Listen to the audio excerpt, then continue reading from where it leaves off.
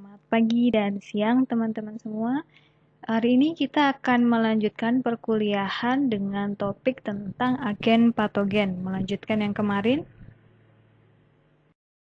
Sebelumnya kita sudah sempat bahas mengenai prion dan virus, dan untuk pertemuan kali ini kita akan lebih fokusnya ke bakteri dan fungi dulu. Parasit akan kita bahas di pertemuan selanjutnya bersama dengan imunologi. Bakteri sendiri, sebenarnya saya yakin teman-teman sudah dapat dasarnya di mikrobiologi dasar. Jadi ini hanya sebagai review sedikit kembali dari yang sudah pernah diajarkan dulu. Kalau bakteri sendiri kan kita sudah tahu bahwa bakteri ini merupakan sel prokariot. Jadi dia tidak memiliki dinding inti sel. Kemudian dalam strukturnya dia memiliki sitoplasma, ribosom, granuls, kapsul. Ini tidak semuanya tapi ada yang punya kapsul. Kemudian dinding sel. Di dinding selnya sendiri terdiri dari dua jenis kalau berdasarkan pengecatan gram itu ada yang gram positif dan gram negatif.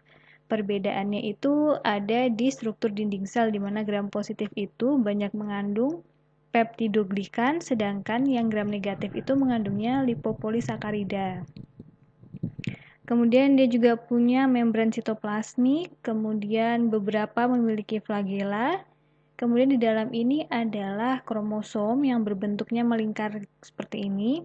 Dan juga di tepi-tepi dari sel ini, di luar sel ini ada yang disebut fimbria atau villi, itu sama saja. Untuk bentuknya sendiri kita sudah tahu terdiri dari tiga. Yang pertama itu kokus atau bulat, kemudian bacillus itu biasa kita sebut sebagai batang, dan juga spiroseta itu biasanya berbentuknya itu seperti spiral. Nah, ini untuk selain selnya sendiri, beberapa bakteri itu menghasilkan spora atau endospora. Nah, endospora ini, dinding selnya ini sangat tebal dan juga rigid. Jadi dia ini jauh lebih tahan terhadap desinfektan, kemudian tahan terhadap panas, dan juga terhadap lingkungan yang panas atau kering. Sehingga dalam kondisi tertentu si spora ini malah merupakan faktor penyebab penyakitnya. Contohnya yang menghasilkan spora itu adalah Clostridium dan juga Bacillus. Si spora ini disebut sebagai fase dorman atau fase istirahat. Jadi dia itu tidak infektif, tetapi kalau misalnya dia masuk ke dalam hospes yang sesuai, di dalam hospes dia akan berkembang dan kemudian menjadi fase infektif atau menjadi sel. Dari yang tadinya dia itu hanya spora, dia akan tumbuh jadi sel utuh seperti bakteri pada umumnya. Lanjutan morfologinya, kalau yang sebelah kiri ini adalah gambaran dari flagellanya. Jadi ada bakteri yang dia itu hanya punya satu flagella di satu ujung, biasanya disebut monotrik. Kemudian ada juga yang dia itu mempunyai beberapa flagella di satu ujung, disebutnya lovitrik. Kalau misalnya dia mempunyai flagella di dua ujung, jadi di ujung kanan dan kirinya disebut amfitrik. Sedangkan peritrik ini apabila flagella ini jumlahnya banyak dan tersebar di seluruh bagian dari luar sel atau permukaan sel. Nah, untuk bentuknya sendiri kita biasa menyebut kalau misalnya bulatan itu kokus. Nah, kalau misalnya dia itu dua bulatan bersama disebut diplococcus. Kemudian ada juga diplococcus itu yang memiliki kapsul atau encapsulated. Ini contohnya adalah pneumococcus. Kemudian ini yang berbentuk seperti anggur kita sebut sebagai staphylococcus. Kalau berbentuk seperti rantai itu streptococcus. Nah, sarcina ini bentuknya itu empat dia tapi mendempel, jadi totalnya ada 8 bersamaan, dia berbentuk seperti kubus jadinya. Kemudian kalau misalnya hanya 4 disebut tetra. Nah, kalau bacillus sendiri ini ada yang dia itu bacillusnya itu sejati bentuknya batang, betul-betul batang, ada juga yang kokobacillus. Nah, kokobacillus itu dia lebih ke arah oval. Ini kalau dua disebut diplobacilli, kalau misalnya dia itu berjejernya itu tegak disebut palisades, kalau dia itu berbentuk rantai disebutnya streptobacilli. Nah, untuk bakteri itu dia kan secara umum pembelahan atau reproduksinya itu secara binary fusion ya, atau pembelahan langsung. Dari satu bakteri jadi dua, dua jadi empat, empat jadi 8, dan seterusnya. Tapi ada beberapa bakteri itu yang dia tidak memiliki dinding sel. Jadi dia tidak memiliki struktur dinding sel yang utuh atau rigid. Ini biasanya contohnya pada Mycoplasma. Nah, kalau pada Mycoplasma, itu dia jadinya untuk pembelahannya itu dalam tanda kutip disebut budding, atau pembelahannya itu yang tidak memerlukan kayak pembentukan dari dinding sel. Ini contohnya yang bawah ini, budding. Jadi dia membentuk seperti hifa ini. Kemudian bentuk lain dari bakteri itu ada yang bentuknya dia itu seperti akar tidak beraturan atau Fusobacterium. Kemudian ada yang seperti vibrio. Kemudian vibrio itu koma. Kemudian ada juga yang dia itu bentuknya corkscrew atau dia itu seperti baut. Dan ada juga yang dia itu spiral atau spirosets ini. Ada juga yang filamentus, ini dia tidak beraturan juga. Nah, ini adalah replikasi bakteri seperti yang saya jelaskan tadi di awal. Ini adalah yang binary fission atau yang gambar sebelah kiri ini. Ini dimulainya sama seperti pembelahan sel-sel pada umumnya. Jadi ada replikasi dari kromosom, kemudian nanti ada separation dari kromosom dan juga pembentukan dari septum atau batas antar dua sel. Nah, setelah itu setelah terbentuk batas, barulah mereka akan berpisah dan membentuk sel anak atau sel daughter ini. Nah, ini yang sebelah kanan ini adalah pola pertumbuhan bakteri pada media cair. Jadi kalau kita menumbuhkan bakteri di media cair, itu biasanya yang pertama terjadi itu adalah fase lak. Fase lak ini adalah fase di mana bakteri itu belum melakukan pembelahan. Jadi dia jumlahnya masih sama, tidak ada penambahan. Kemudian setelah itu dia akan menuju ke fase eksponensial. Nah, fase eksponensialnya adalah fase optimalnya si bakteri itu dalam pembelahan. Jadi dia akan membelah sangat banyak pada saat eksponensial fase ini.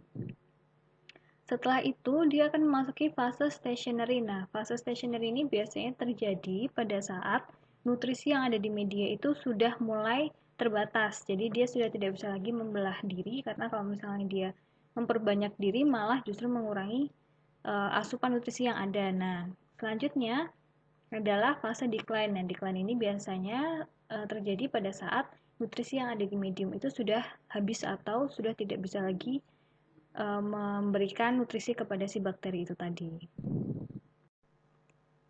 Nah, ini adalah beberapa cara bakteri bisa masuk ke dalam hospes atau menginfeksi hospes.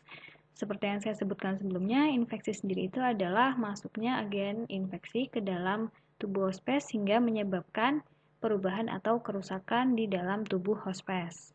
Jadi menimbulkan gejala klinis pada akhirnya. Nah, ini yang pertama, bakteri itu bisa masuk melalui kerusakan yang ada di permukaan dari epitel. Epitel itu adalah sel-sel yang ada di permukaan. Setelah dia itu masuk melalui kerusakan dari sel epitel itu tadi, dia akan menginvasi atau masuk ke dalam jaringan dan dia juga memproduksi toksin untuk beberapa bakteri yang memang dia itu bisa menghasilkan toksin.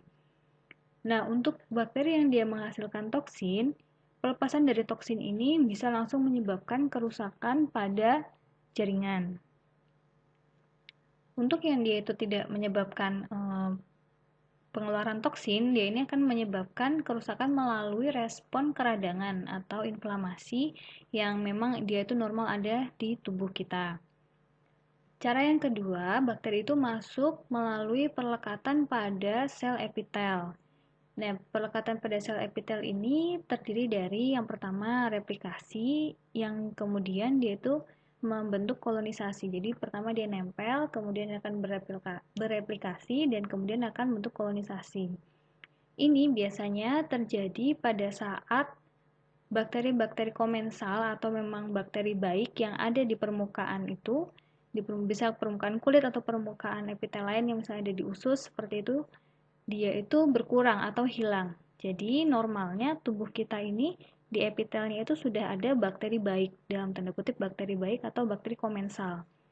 Bakteri baik dan komensal ini dia itu memang berfungsi untuk menghalangi dari pertumbuhan bakteri lain.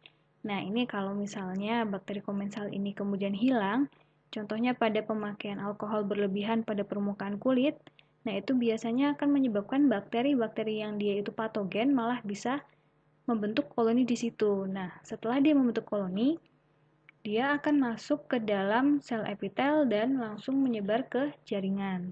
Nah, setelah dia itu menyebar ke jaringan, dia akan menyebabkan respon peradangan juga, sama seperti yang tadi, yang kalau misalnya melalui kerusakan sel epitel. Nah, cara yang kedua dari pelekatan di sel epitel itu adalah melalui fagositosis atau dimakan oleh bakteri sel-sel yang ada di dalam tubuh kita atau misalnya di sel permukaan. Contohnya adalah makrofag. Biasanya dia memang memfagositosis dari bakteri-bakteri yang dia itu dianggap patogen. Nah, setelah dia itu terfagositosis, normalnya seharusnya bakteri itu dia akan mati di dalam proses fagositosis ini. Karena fagositosis ini adalah proses untuk mengeliminasi si patogen melalui proses fagositosis yang di dalamnya nanti ada menggunakan enzim, lisozim, dan sebagainya sehingga mendestruksi dari si agen patogen itu. Tetapi kalau pada kasus tertentu biasanya bakteri ini juga ada yang tahan terhadap proses di dalam sel fagosit ini. Nah, kalau misalnya di dalam sel fagosit ini, dia ini malah terbawa oleh si sel fagosit yang akan membawa mereka ke jaringan atau hanya menyebabkan keradangan di area tertentu. Nah, setelah dia itu nanti ke jaringan, transfer ke jaringan, dia ini bisa menyebabkan infeksi lokal. Jadi kalau misalnya dia hanya berada di tempat tertentu yang tidak kemudian menginvasi jaringan secara luas, tapi dia bisa juga menginvasi ke jaringan secara luas. Nah, ini akan menyebabkan respon inflamasi. Ini nanti akan menyebabkan seperti kerusakan dari jaringan lokal, kemudian ada toksemia. Toksemia itu artinya pelepasan toksin pada darah. Tokse itu racun, mia itu biasanya sesuatu yang berhubungan dengan darah. Dia juga bisa menyebabkan penyakit kronis, penyakit akut. Nah, ini biasanya seperti apa dia bisa menyebabkan penyakit, itu tergantung dari immunological respon atau respon dari sel-sel imun yang ada di hospes itu sendiri. Nah, ini adalah beberapa cara atau mekanisme dari pertahanan bakteri terhadap sistem imun yang ada di dalam tubuh hospes. Ini termasuk dari faktor virulensi yang bisa meningkatkan gejala klinis yang ada di hospes. Ini contohnya pada rantai polisakarida antigen O, dia itu bisa menghalangi antara ikatan komplement dengan gram negatif. Jadi komplement itu salah satu sel sistem imun di mana dia itu berfungsi untuk membawa si bakteri atau patogen ke dalam organ imunitas biar dia itu bisa dikenali dan dia bisa memproduksi antibodi yang spesifik untuk si antigen itu. Tapi kalau misalnya si komplement sendiri tidak bisa berikatan, jadi dia tidak bisa membawa si bakteri atau si patogen itu untuk diproduksi sistem imun yang spesifik.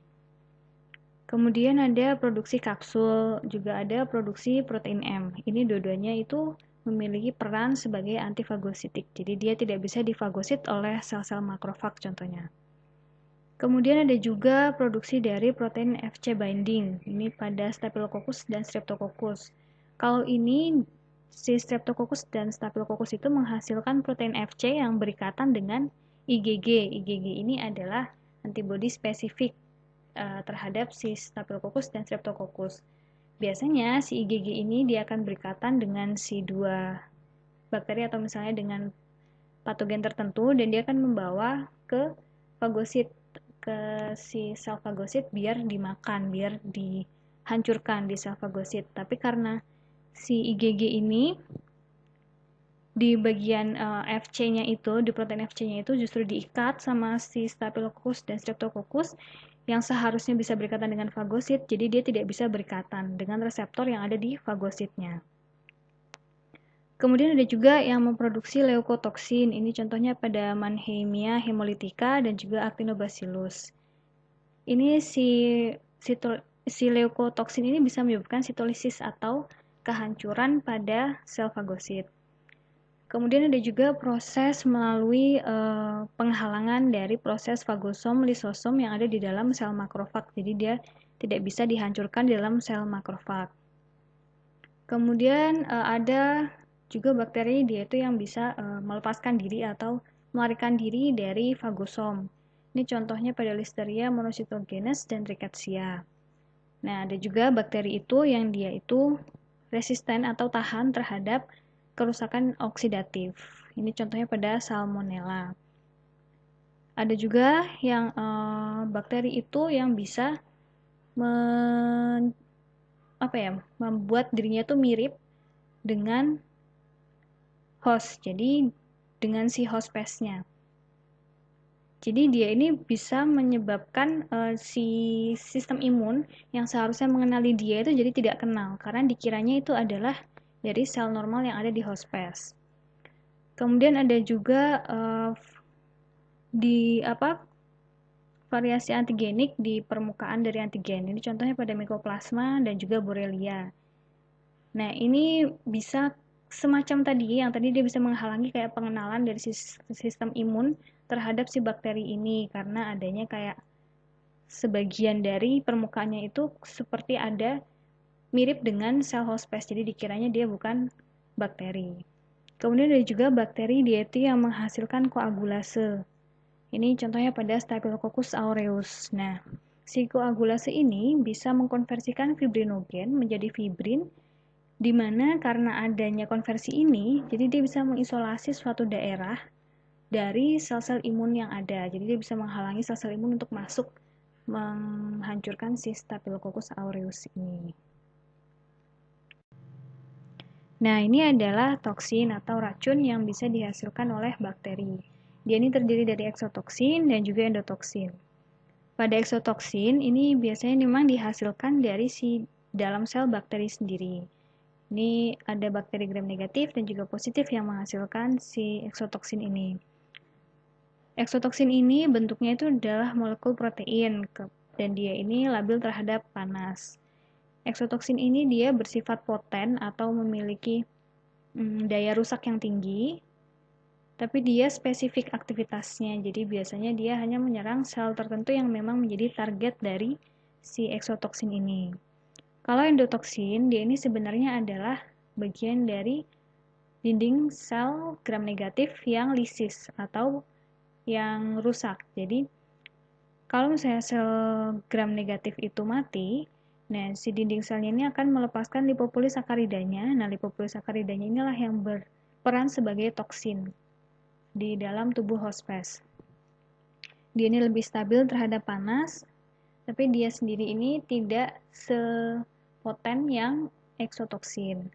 Biasanya kalau yang endotoksin ini menyebabkan gangguannya melalui proses-proses keradangan. Nah, ini adalah efek dari eksotoksin. Dia ini bisa menyebabkan kerusakan pada membran sel melalui pembentukan dari enzim dari si eksotoksin tadi itu yang akan menyebabkan kerusakan di permukaan sel. Kemudian ada juga yang bisa menyebabkan pembentukan pori atau melubangi si dinding sel ini sehingga lama-lama akan lisis. Kemudian eksotoksin juga bisa menghalangi sintesis dari protein, jadi dia menghalangi pembentukan dari sel-sel yang ada. Kemudian dia ini juga bisa menyebabkan kenaikan dari level CAMP. Ini biasanya level CAMP naik ini berhubungan dengan adanya pelepasan dari natrium di dalam sel, kemudian bisa juga nanti pada akhirnya menyebabkan dehidrasi. Kemudian eksotoksin juga bisa menyebabkan gangguan pada jaringan sel syaraf pusat ataupun syaraf tepi. Kemudian si eksotoksin ini juga bisa dalam tanda kutip itu memakan atau merusak dari komponen jaringan intersisial seperti kolagen, elastin, dan asam hyaluronik. Jadi jaringan-jaringan ikat yang ada di sekitar dari sel itu akan rusak. Kemudian kalau endotoksin seperti yang saya bilang tadi, dia itu lebih ke arah menyebabkan keradangan atau adanya proses sistem imun yang bekerja di situ. Nah, ini pada endotoksin dia bisa menyebabkan aktivasi dari polimorfonuklear atau mononuklear fagosit, kemudian platelet, dan juga limfosit B. Ini semua sel imun. Kemudian bisa menyebabkan pelepasan dari interleukin 1 yang termasuk dari salah satu komponen sistem imun yang dia ini bisa menyebabkan demam. Kemudian juga bisa mengaktifasi dari komplement sehingga menyebabkan adanya keradangan di tempat itu. Nah, dia juga bisa menyebabkan penurunan dari tekanan darah secara mendadak. Nah, ini kita masuk ke contoh-contoh dari bakteri. Ini contoh yang pertama adalah Staphylococcus sp. Seperti namanya, Staphylococcus, dia berbentuk bulat-bulat atau kokus, dan dia ini berbentuk seperti anggur. Nah, si Staphylococcus ini mayoritas merupakan bakteri fakultatif anaerob. Ini saya yakin sebenarnya udah pada tahu semua, karena udah dapat mikrobiologi dasar. Tapi sekedar mengingatkan, jadi yang disebut fakultatif anaerob ini, dia itu bisa memanfaatkan oksigen atau dia itu secara aerob untuk proses metabolismenya, atau secara anaerob menggunakan fermentasi.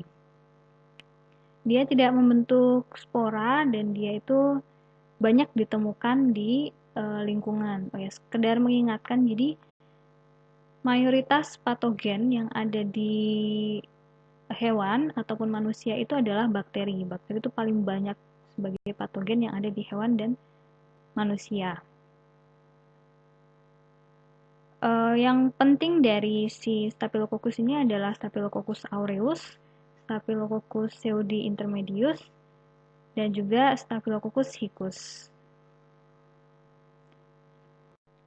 Nah, ini kita lanjutkan ke faktor virulensi dari Staphylococcus. Faktor virulensi Staphylococcus ini ada koagulase, kemudian enzim-enzim, ada protein A, ada leukosidin, dan juga toksin-toksin. Pada koagulase, seperti yang saya sebutkan sebelumnya, dia ini akan mengkonversikan si fibrinogen menjadi fibrin sehingga menghalangi sel fagosit untuk menginvasi atau masuk ke daerah si Staphylococcus. Jadi dia tidak bisa memfagosit si Staphylococcus. Kemudian enzim-enzim seperti lipase, esterase, dan lain-lain ini, dia ini fungsinya untuk dalam proses memperluas atau memperlebar area infeksi dan juga untuk meningkatkan toksisitas dari si Staphylococcus. Staphylococcus juga menghasilkan protein A yang tadi juga sudah disebutkan, di mana dia ini akan berikatan dengan permukaan IgG yang FC. Sehingga kalau dia berikatan dengan FC ini, si FC ini yang harusnya berikatan dengan sel fagosit justru tidak berikatan. Akhirnya si bakterinya tidak difagosit. Kemudian leukosidin ini berfungsi untuk menghancurkan dari sel fagosit pada beberapa spesies hewan. Kemudian kalau toksin-toksin yang dihasilkan itu ada toksin alfa, toksin beta, kemudian toksin toxic shock syndrome, kemudian ada juga toksin eksfoliatif dan enterotoksin. Ini silahkan dibaca, terutama yang banyak pada hewan itu adalah alfa-toksin dan beta-toksin. Nah, kalau penyakit-penyakit yang disebabkan oleh Staphylococcus itu dia bermacam-macam pada hospes itu. Tapi kalau pada kita, pada peternakan, utamanya yang kita ketahui itu adalah Staphylococcus aureus, di mana dia ini menyebabkan mastitis, baik pada sapi ataupun pada domba, pada kambing perah juga. Jadi dia ini sangat berhubungan dengan kasus mastitis yang ada di hewan. Mastitis itu peradangan ambing. Jadi kalau misalnya ada mastitis, jelas nanti produksi susunya akan berkurang. Kemudian dia juga pada yang hicus, Staphylococcus hicus itu dia bisa menyebabkan epidermitis atau epidermitis itu berarti radang infeksi pada epidermis atau kulit. Nah, dia juga bisa menyebabkan artritis pada babi. Selanjutnya, ini adalah Clostridium. Nah, Clostridium ini merupakan bakteri gram positif yang berbentuk batang, dan beberapa spesies Clostridium bisa menghasilkan spora. Spora itu kalau pada bakteri bisa terbentuk di bagian ujung atau di pojok-pojok dari si sel Clostridium, tapi bisa juga di tengah. Ini contoh dari 3 spesies yang penting dalam dunia kesehatan hewan. Ada Clostridium perfringens, Clostridium tetani, dan juga Clostridium chauffei. Nah, si Clostridium ini dia merupakan bakteri anaerobik, jadi dia benar-benar tidak membutuhkan oksigen. Kalau ada oksigen, dia malah tidak bisa tumbuh. Jadi biasanya infeksi Clostridium ini terjadi pada infeksi yang dia itu tertutup. Contohnya misalnya pada luka yang kemudian malah ditutup rapat dengan perban atau dengan seperti Hansaplast seperti itu yang malah menyebabkan oksigen tidak bisa masuk ke area luka. Nah, biasanya kalau seperti itu, misalnya ada spora dari Clostridium masuk ke dalam lukanya itu, malah dia bisa tumbuh di dalam si luka itu yang tertutup tadi.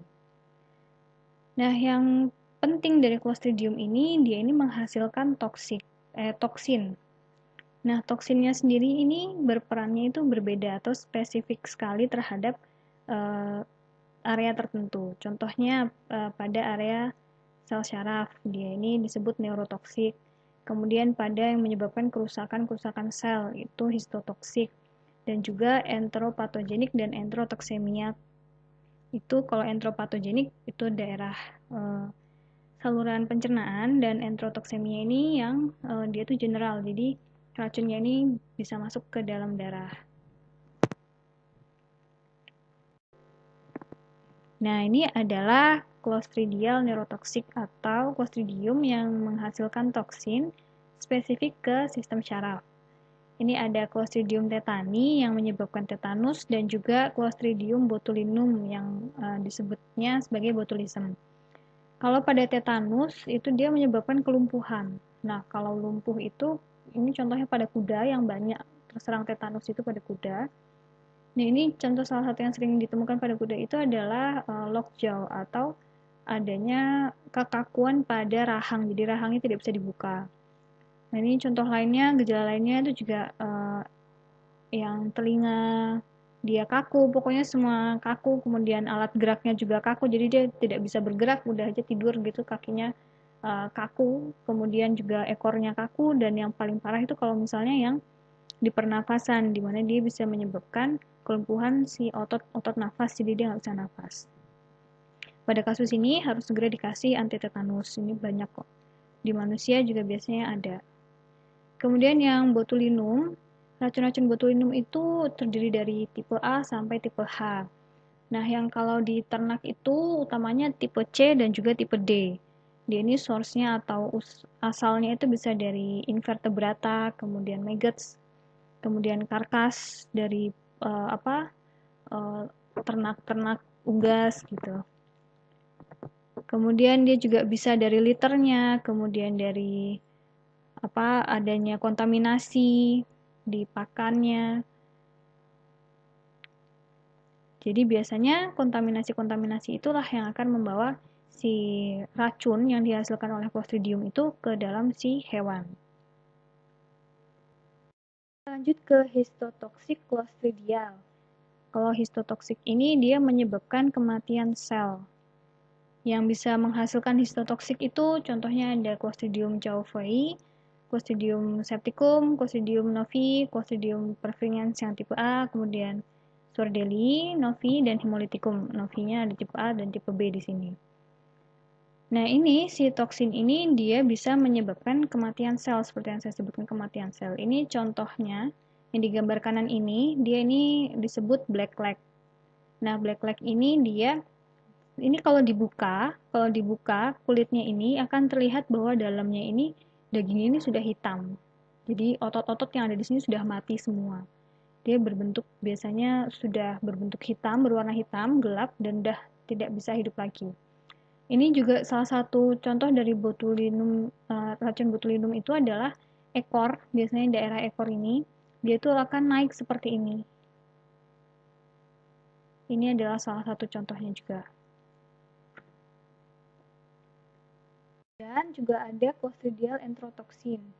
Nah, kalau enterotoksin ini seperti namanya juga, dia spesifiknya ke sistem pencernaan. Ini ada tipe A sampai tipe E. Ini sering ditemukan pada hewan-hewan yang dia itu biasanya ada semacam infeksi protozoa. Contohnya pada yang tipe A ini kan pada ayam ya biasanya, pada si unggas. Nah, biasanya Clostridial enterotoksinnya ini munculnya itu justru pada saat setelah ada serangan dari Clostridia atau Eimeria. Jadi Clostridium ini sebenarnya dia termasuk salah satu bakteri komensal atau dia itu bakteri flora normal yang ada di usus dari ayam. Tapi karena ada infeksi dari si Eimeria atau Coccidia itu, justru akan merusak permukaan dari si sel usus atau epitel si usus. Nah, setelah kerusakan usus inilah si Clostridium ini bisa menghasilkan toksin yang akhirnya malah merusak permukaan dari epitel, lebih parah daripada si infeksi si protozoa tadi itu, si Eimeria tadi. Kita lanjut ke bakteri yang ketiga, ini adalah famili bakteri Enterobacteriaceae. Enterobacteriaceae ini sangat luas, banyak banget sebenarnya anggotanya. Tapi yang penting perlu kita ketahui itu major patogennya itu adalah Escherichia coli, Salmonella, dan juga Yersinia. Nah, si Enterobacteriaceae ini dia itu adalah gram negatif berbentuk Coccobacillus, biasanya disebutnya Coccobacillus. Jadi dia lebih ke arah bacillus yang dia ujung-ujungnya tidak kotak, jadi lengkung atau oval ya. Dia ini termasuk bakteri yang anaerob fakultatif dan dia tidak menghasilkan oksidase. Nah, ini contoh yang di kanan itu adalah gangguan yang disebabkan oleh Salmonella. Kalau Salmonella itu biasanya menyebabkan gangguan enterokolitis atau gangguan pada pencernaan yang cukup parah. Kalau di manusia itu yang terkenal yang tipimurium itu ya, yang tipi. Jadi tipes kalau kita nyebutnya. Kalau pada unggas, pada sapi itu juga biasanya sama menyebabkan sama-sama gangguan pencernaan juga. Oke, kita masuk ke bakteri di Enterobacteriaceae ya, contohnya. Ini adalah Escherichia coli. Escherichia coli ini dia tuh terdiri dari berbagai macam strain. Dia bisa menyebabkan gangguan entah di pencernaan atau di luar dari sistem pencernaan. Ini kita bahas dulu yang di sistem pencernaan. Yang di sistem pencernaan ini dia ada dua jenis. Yang pertama Enterotoxigenic E. coli dan juga Attaching and Effacing E. coli. Nah, yang si ETEC ini atau si Enterotoxigenic E. coli ini dia itu biasanya memiliki karakteristik adesin pada fimbrial. Jadi dia perlekatannya melalui dari fimbrianya. Kemudian dia itu menghasilkan toksin yang dia itu dua jenis, yaitu labil dan stabil. Ini biasanya si toksinnya ini bisa menyebabkan diare yang dikarenakan adanya peningkatan dari sekresi Cl dan juga inhibisi dari absorpsi Na. Kalau si yang STB pada babi, dia si stabil toksin yang biasanya ditemukan pada babi itu bisa menyebabkan hipersekresi dari HCO3 dan akumulasi dari Cl dan Na di lumen intestinum. Ini biasanya gejala klinisnya berupa diare pada anak babi. Bisa juga ditemukan pada anak sapi, kemudian anak domba, dan ini juga bisa ditemukan pada hewan-hewan yang setelah sapih, pasca sapih pada babi, dan termasuk juga di anjing, di anak anjing. Jadi ini biasanya menyerangnya hewan-hewan yang masih muda. Kalau yang attaching and effacing E. coli ini ada dua jenis. Yang pertama itu ada yang enteropathogenic E. coli dan juga ada yang cigatoxin producing E. coli. Jadi yang pertama enteropathogenic itu biasanya dia ini tidak menghasilkan toksin, tapi dia bisa berikatan atau membentuk koloni di saluran pencernaan. Ini biasanya yang enteropatogenik ini biasanya kalau misalnya ada gangguan pada sistem imun. Jadi misalnya pada saat stres atau memang pada saat dia imunodefisiensi, jadi si E. coli-nya ini justru bisa menyerang si tubuh gitu ya. Nah, ini biasanya gejala klinisnya itu bisa berupa diare hemoragik, berarti diarenya berdarah, atau tidak menunjukkan diare berdarah, hanya diare biasa, gitu juga ada. Jadi dia beda-beda gejala klinisnya. Kalau yang cigatoxin producing E. coli ini, dia ini strain yang menyebabkan penyakit odem. Odem itu adalah akumulasi cairan di dalam sel, jadi selnya bengkak. Nah, ini biasanya si toksinnya ini akan menyebabkan kerusakan pada endotelium dari vaskular. Vaskular itu kan berarti pembuluh darah. Nah, ini biasanya akan menyebabkan odema di daerah tersebut. Jadinya terakumulasilah cairan di daerah itu, kayak itu. E. coli yang yaitu menyerangnya di luar dari sistem pencernaan. Ini ada avian pathogenic E. coli, septicemic E. coli, uropathogenic E. coli, dan juga beberapa E. coli lainnya. Ini pada avian pathogenic E. coli, ini biasanya bisa menyerang ke sistem apapun di dalam tubuh. Jadi ini pada kasus di ayam itu biasanya gejalanya termasuk ersakulitis, di radang ersak, kemudian septikemia, pneumonia, perikarditis, perihepatitis, dan juga lesi lain. Jadi di organ-organ di rongga abdomen itu biasanya bisa ditemukan atau diisolasi si E. coli-nya. Kemudian untuk yang septicemic E. coli ini, biasanya ini adanya E. coli di pembuluh darah, di dalam darah. Nah, ini dia bisa menghasilkan toksin. Nah, si toksinnya ini yang akan menyebabkan gangguan di hewan. Nah, ini biasanya berbahaya pada yang hewan masih muda, terutama pada anjing dan kucing. Kemudian kalau yang uropatogenik ini dia biasanya menyerangnya di saluran urogenital ya, atau di urinary tract. Ini bisa menyebabkan infeksi saluran kemih dan juga menyebabkan piometra. Kalau yang E. coli lain ini biasanya yang dia itu berhubungan dengan secondary infeksi atau infeksi sekunder yang mengikuti dari infeksi penyakit lain. Ini bisa menyebabkan mastitis, kemudian ompalitis, kemudian infeksi lain pada hewan-hewan yang dia itu hanya berbentuk tambahan. Jadi sudah ada penyebab penyakit lainnya, tapi karena adanya imunitas yang rendah, kemudian adanya gangguan dari si area itu sendiri, makanya si E. coli bisa menginfeksi, yang seharusnya tidak bisa. Kita masuk ke fungi, atau kalau bahasa umumnya jamur. Jadi kalau fungi itu dia terdiri dari dua, yaitu yeast dan juga mold.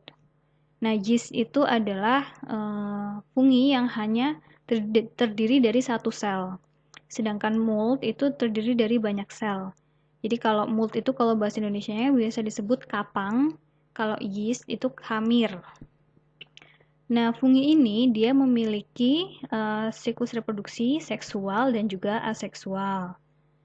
Dia itu mayoritas adalah aerob, jadi dia membutuhkan oksigen untuk tumbuh, tapi beberapa itu ada yang fakultatif anaerob, dan ada juga beberapa yang benar-benar anaerob. Ini utamanya fungi yang ada di dalam rumen. Nah, kalau fungi ini, dia itu sebenarnya spesiesnya yang sudah ditemukan itu ada lebih dari 100.000. Tapi yang dia itu bisa menyebabkan penyakit atau gangguan pada manusia ataupun hewan itu hanya sekitar 100 spesies. Jadi hanya sedikit dari fungi yang bisa menyebabkan penyakit. Untuk fungi yang dia itu mold atau kapang, dia kan terdiri dari banyak sel ya. Nah, dia itu bisa membentuk yang disebut hifa. Hifa ini memiliki septa atau batas pembatas di antara satu hifa ke hifa lainnya, kayak gitu, atau di cabang lainnya. Jenis-jenis fungi ini banyak, ada Dermatophytes, Aspergillus, kemudian ada yeast atau khamir tadi itu, kemudian ada fungi yang dimorfik. Jadi kalau fungi dimorfik itu dia di dalam sel hospes, di dalam tubuh hospes dia akan berbentuk sebagai yeast atau khamir, tapi kalau di luar dia bisa berbentuk sebagai mold atau kapang. Kemudian ada juga yang zygomycetes dan juga ada spesies-spesies yang dia ini menghasilkan mycotoxin. Adalah morfologi umum yang ditemukan pada kapang atau mold. Nah, ini contohnya pada Aspergillus dan Rhizopus. Ini perbedaannya ini adalah adanya conidiofor dan juga conidia. Kalau yang si Rhizopus ini dia namanya bukan conidiopor tapi sporangiofor. Jadi si sporanya itu berada di dalam satu kantong yang disebut sporangium. Sedangkan kalau si Aspergillus ini dia itu sporanya itu berada di permukaan yang disebut conidia. Nah, si conidia ini berikatan dengan vesikel yang diikatnya itu oleh vialide ini. Kalau yang bagian bawah atau bagian akarnya ini sama-sama disebut miselium. Jadi miselium itu adalah gabungan dari hifa. Nah, bagaimana sih mekanisme fungi atau jamur ini bisa menyebabkan penyakit? Yang pertama melalui dari invasi ke jaringan atau masuk ke dalam jaringan, disebut mikosis. Jadi membentuk koloni jamur di jaringan, kemudian memproduksi toksin dan juga menginduksi hipersensitivitas atau hipersensitivitas itu termasuk keradangan, tapi kalau kita biasanya nyebutnya alergi. Nah, faktor predisposisi pertumbuhan dari fungi itu yang pertama karena adanya imunosupresi, kemudian karena adanya penggunaan antibiotik yang terlalu lama. Kenapa kok bisa antibiotik itu menyebabkan pertumbuhan fungi? Jadi si fungi ini dia tahan biasanya terhadap antimikrobial, contohnya antibiotik. Jadi dia biasanya tidak mati karena antibiotik. Nah, kalau dia nggak mati karena antibiotik dan si bakteri mati karena antibiotik, akhirnya dia bisa tumbuh.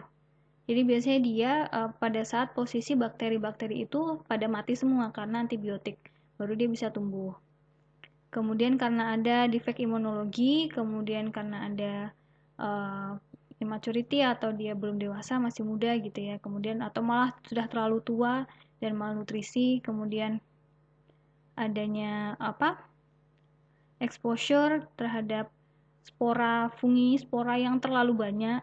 Kemudian ada jaringan yang rusak, kemudian pada kulit-kulit yang biasanya dia itu lembab dan karena kondisi neoplastik. Nah, ini adalah contoh dari reproduksi jamur. Pada yang aseksual, itu si miselium tadi itu dia akan langsung membentuk struktur spora. Jadi di dalam miselium itu sebenarnya ada sel-sel haploid dari si spora-spora itu.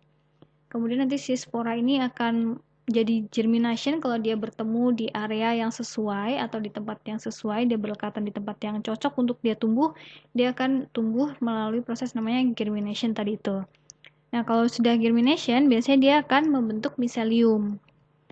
Nah, kalau yang pada reproduksi seksual, ini biasanya si miselium ini, miselium dari misalnya ada dua jamur gitu ya, jamur Aspergillus misalnya di kanan dan di kiri.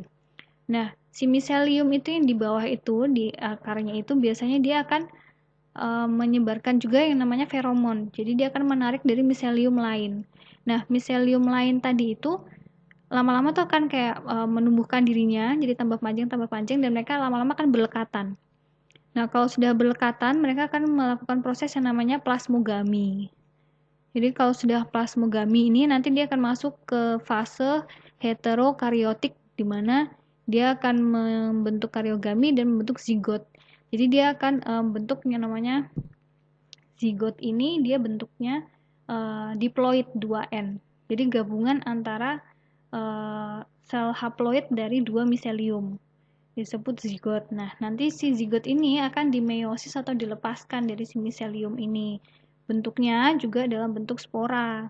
Nah, nanti si spora ini akan germination lagi, kemudian akhirnya membentuk miselium lagi. Jadi seperti itu intinya. Oke, selanjutnya ini adalah contoh-contoh dari spora yang dibentuk oleh si fungi pada tahap aseksual. Beberapa contohnya ini ada contoh Arthrochonidia. Ini biasanya sporanya itu keluar dari bagian dari hifa. Jadi hifanya terfragmentasi atau dia itu terlepas dari sambungannya. Kemudian dia bisa melepaskan spora. Atau yang kedua, contohnya pada Coccidioides immitis ini, dia bisa melepaskan satu fragmen hifa sekaligus yang berisi spora. Nanti pada prosesnya spora yang di dalam si fragmen tadi itu akan keluar dan dia bisa tumbuh di tempat yang sesuai. Kemudian yang kedua ini adalah Blastoconidia. Ini diproduksi melalui budding atau pertunasan. Ini biasanya pada Candida albicans. Jadi sebenarnya dia ini yeast atau hamir, tapi dia juga bisa membentuk hifa dan juga membentuk pseudohifa. Kalau dia dalam bentuk hifa ataupun pseudohifa, dia tetap menghasilkan spora melalui pertunasan. Kemudian yang ketiga ini adalah Chlamydoconidia. Nah, Chlamydoconidia ini merupakan spora yang dia itu tebal dindingnya dan juga tahan terhadap lingkungan. Nah, ini biasanya bisa dibentuk oleh hanya beberapa fungi dalam keadaan yang sangat-sangat tidak baik untuk si fungi ini. Jadi dia semacam spora untuk masa dorman. Jadi misalnya kondisinya itu tidak memungkinkan untuk fungi itu tumbuh, akhirnya dia membentuk spora itu sebagai pertahanan terakhir. Nanti biasanya jamur akan mati, tapi spora ini adalah spora yang tahan. Mirip-mirip seperti sporanya bakteri gitu fungsinya, jadi fase dorman. Kemudian selanjutnya adalah Macroconidia dan Microconidia. Nah, kalau Macroconidia ini biasanya kita bisa lihat pada dermatofites yang ditumbuhkan di media. Jadi kalau pada media culture dia tuh bentuk seperti apa ya? Kalau kita sebut kayak kacang apa sih itu namanya? Ya seperti kacang panjang tapi bukan kacang panjang sini ya. Seperti bentukan satu tunas yang di dalamnya ini banyak isinya fragmen-fragmen dari yang berisi si spora. Kalau yang Microconidia ini biasanya pada beberapa dermatofites, tapi media yang dihasilkan ini hanya kecil. Nah, kalau yang bawah ini Phyaloconidia, ini biasanya ditemukan pada Aspergillus. Ini tumbuhnya si conidia itu dari si Phyalidae. Jadi dia tidak dikelubungi oleh selaput, tapi dia muncul berikatannya itu dengan Phyalidae, kemudian berikatan dengan spora lainnya. Jadi dia memanjang. Kalau sporangiospor, ini yang pada Rhizopus, dia itu dibentuknya oleh Zygomycetes, dan dia ini si spora ini dinaungi oleh satu kantung itu, sporangium, yang nanti kalau misalnya dia itu rusak atau rupture si sporangiumnya, dia bisa melepaskan spora. Nah, kita lanjut ke contoh-contoh dari jamur, salah satunya adalah Dermatophytes. Dermatophytes ini dia merupakan jamur yang biasanya menyebabkan gangguannya itu pada daerah kulit atau permukaan kulit ya. Ini bisa ditemukan itu dua spesies, yaitu spesies Microsporum dan juga Trichopiton. Dan selanjutnya itu adalah Aspergillus. Nah, kalau Aspergillus ini dia biasanya merupakan kalau jamurnya sendiri bisa menginfeksi itu sebagai infeksi oportunistik. Jadi infeksi di mana kondisi si hewannya memang lagi drop atau memang ada kondisi-kondisi yang mendukung dia tumbuh. Jadi kalau normal, hewan normal biasanya si Aspergillus tidak bisa tumbuh. Tapi selain dia bisa menginfeksi melalui infeksi oportunistik, dia juga bisa memproduksi toksin. Nah, kalau sudah memproduksi toksin inilah yang biasanya jauh lebih berbahaya pada hewan efeknya daripada si infeksi oportunistik. Contoh-contoh kasus penyakit yang disebabkan karena pertumbuhan si Aspergillus pada hewan. Kalau pada unggas, dia bisa menyebabkan pneumonia, kemudian aerosakulitis, kemudian juga aspergillosis secara umum. Ini biasanya pada hewan-hewan muda, pada anak ayam. Kemudian di kuda, dia juga bisa menyebabkan berbagai macam gangguan seperti guttural pouch mycosis, kemudian nasal granuloma, dan keratitis. Kalau pada sapi, biasanya dia berhubungan dengan aborsi. Jadi aborsi yang disebabkan mikotik, jadi karena mikotik. Tapi ini biasanya munculnya yaitu karena ada faktor-faktor predisposisi lain yang menyebabkan si jamur ini bisa masuk ke dalam rahim di mana seharusnya nggak bisa masuk. Nah, dia juga bisa menyebabkan pneumonia dan juga mastitis. Kemudian ada juga yang bentuk intestinal atau gangguan saluran pencernaan, biasanya diare. Untuk yeast, yang penting dari yeast ini sebenarnya adalah genus Candida yang paling penting, yang paling banyak kita kenal di penyakit hewan. Nah, si Candida ini seperti yang saya sebutkan di awal, yaitu bisa membentuk 3 bentuk. Jadi 3 bentukan. Yang pertama itu bentuk budding yeast atau dia itu khamir yang ada tunasnya. Dia juga bisa membentuk pseudohifa dan juga membentuk hifa beneran. Jadi hifa dengan septa. Nah, ini adalah hospes dan kondisi klinis yang disebabkan oleh Candida sp. Dia biasanya pada kuda muda atau anak kuda itu bisa menyebabkan stomatitis. Stomatitis itu sariawan yang parah, jadi banyak sekali gangguan di bibirnya, kelukaan di bibir. Kemudian juga bisa menyebabkan ulcer di gastroesofageal, jadi saluran pencernaan bagian atas. Kemudian pada anak sapi bisa menyebabkan rumenitis. Kemudian pada unggas bisa menyebabkan keradangan atau semacam bentukan seperti pertumbuhan jamur, yang emang jamuran gitu. Jadi kayak kerusakan epitel-epitel permukaan itu di esofagus atau di cropnya, di tembolok. Kemudian di sapi ini bisa menyebabkan penurunan fertilitas, abortus, hingga mastitis. Kalau pada kuda betina, kadang-kadang dia juga menyebabkan pyometra. Oke, kita lanjut ke Zygomycetes. Nah, Zygomycetes ini merupakan salah satu fungi yang dia juga bisa menyebabkan gangguan pada ternak. Ini terdiri dari 3 ordo Mortirellales, kemudian Mucorales, dan Entomoptorales. Ini banyak genus di bawahnya ya. Ini untuk yang Mucorales ini paling banyak generanya, di mana setiap genusnya ini dibedakan dari sporangianya, kemudian sporangiofornya, dan juga lokasi rhizoid dan apofisisnya. Ini kita bisa lihat perbedaan antara Silictaimia, Mucor, Rhizomucor, dan Rhizopus.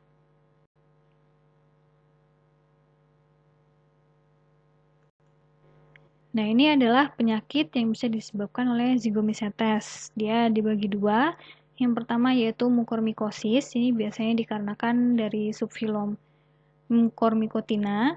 Dan juga penyakit yang kedua disebut entomoptomycosis. Ini biasanya disebabkan dari ordo Entomorphophthorales. Nah, kalau yang mucormycosis pada sapi dan babi ini gejalanya cukup luas, tergantung di mana dia menyebabkan gangguannya atau tumbuhnya. Bisa juga di lymphadenitis mediastinal dan mesentrik, kemudian menyebabkan aborsi, menyebabkan pneumonia, esofagitis dan enteritis, sampai rumenitis dan cerebral mucormycosis. Kalau pada yang entomoptomycosis, pada kuda dan domba, itu bisa menyebabkan granuloma di nasal atau di daerah pernafasan. Kalau pada kuda juga ada tambahan di kutan atau di kulit. Oke, kita lanjut bahas tentang mycotoxikosis atau infeksi yang disebabkan karena mycotoksin atau racun yang diproduksi oleh fungi. Nah, toksigenik fungi ini dia bisa tumbuh di materi pakan, itu biasanya tergantung dari regio geografis. Jadi tidak di semua tempat ada fungi yang bisa menghasilkan toksin. Biasanya sih banyak-banyaknya di daerah tropis. Jadi tempat kita ini sebenarnya area yang bagus untuk pertumbuhan fungi. Kemudian dia juga dipengaruhi dari faktor musim dan juga faktor iklim. Nah, si fungi ini bisa tumbuh either di pakan yang sudah diolah ataupun pakan segar. Nah, ini biasanya di pakan yang sudah diolah ini biasanya dalam proses penyimpanan atau transportasi, ini biasanya tidak sengaja akan membawa spora dari si fungi itu.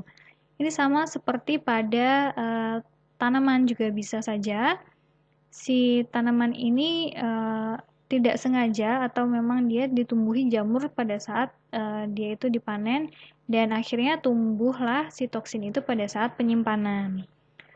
Kemudian faktor yang mempengaruhi dari pertumbuhan toksin di dalam pakan itu bisa dipengaruhi oleh substrat atau kandungan dari pakannya itu, kemudian kelembapan, kemudian level oksigen, temperatur, pH, dan juga mikroorganisme kompetisi ada atau tidak ya di situ. Nah, setelah mikotoksin ini diproduksi, dia bisa menyebabkan gangguan pada hewan. Nah, gangguan klinisnya itu biasanya dipengaruhi oleh dari tipe mikotoksinnya, konsentrasi di pakannya, dan juga efek pada palatabilitas. Yang dimaksud efek palatabilitas di sini biasanya ada toksin yang akan merubah dari rasa dan juga aroma dari pakan, di mana bisa menurunkan daya pakannya. Jadi biasanya tidak terlalu banyak yang masuk, tapi ada juga toksin yang tidak merubah dari rasa maupun bau. Jadi biasanya dia nggak tahu kalau di situ ada toksin. Jadi biasanya malah banyak toksin yang termakan oleh si hewan. Nah, kalau faktor dari hewannya ini tergantung dari spesies, umur, dan juga seks, kemudian tergantung juga dari iklim, kemudian durasi dari dia itu terkenanya atau makan si mikotoksinnya, dan juga dari target organnya. Nah, karakteristik dari mikotoksin dia itu ringan, kemudian dia juga stabil terhadap panas, dan tidak seperti toksinnya bakteri, dia ini tidak menyebabkan adanya sistem imun yang bekerja terhadap si toksin ini. Kemudian banyak dari si toksin ini yang dalam jumlah sedikit pun dia tetap bisa aktif. Kemudian dia memiliki target organ yang spesifik, dan efek toksik itu bisa terbentuk itu melalui imunosupresi, mutagenesis, teratogenesis, dan juga karsinogenesis. Nah, akumulasi dari toksin-toksin yang ada di dalam tubuh hewan, entah daging ataupun susu, kalau misalnya dia itu dikonsumsi oleh manusia, biasanya tetap bisa menyebabkan gangguan pada manusia. Jadi si toksinnya ini memiliki efek yang sama terhadap manusia. Kalau secara epidemiologis, dia ini terjadinya si jamur ini biasanya dipengaruhi oleh musim dan juga biasanya bentuknya sporadis, jadi tiba-tiba muncul. Kemudian biasanya tidak ada bukti adanya transmisi antar hewan. Jadi biasanya utamanya dari pakan. Kemudian tingkat keparahan ini biasanya dipengaruhi oleh jumlah dari mikotoksin yang dimakan dan juga dari durasi. Nah, tingkat kesembuhan ini biasanya dipengaruhinya lebih ke arah dari durasi eksposurnya. Ini medikasi menggunakan antimikrobial jelas tidak efektif.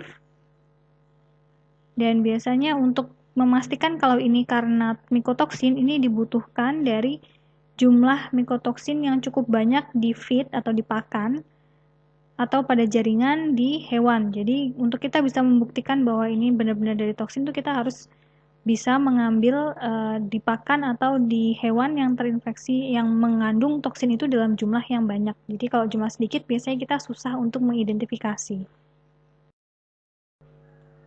Oke, ini adalah contoh penyakit yang disebabkan oleh spesies dari genus Aspergillus ini penyakit yang juga bisa menghasilkan toksin yang disebut ochratoxin. Hanya perlu menghafal beberapa saja yang termasuknya paling pentingnya oleh Aspergillus alutaceus. Tapi ini tetap kalau bisa dibaca bisa juga oleh Penicillium verrucosum dan juga contoh yang perlu kita pahami lebih lanjut ini biasanya ditemukan juga pada biji-bijian yang disimpan.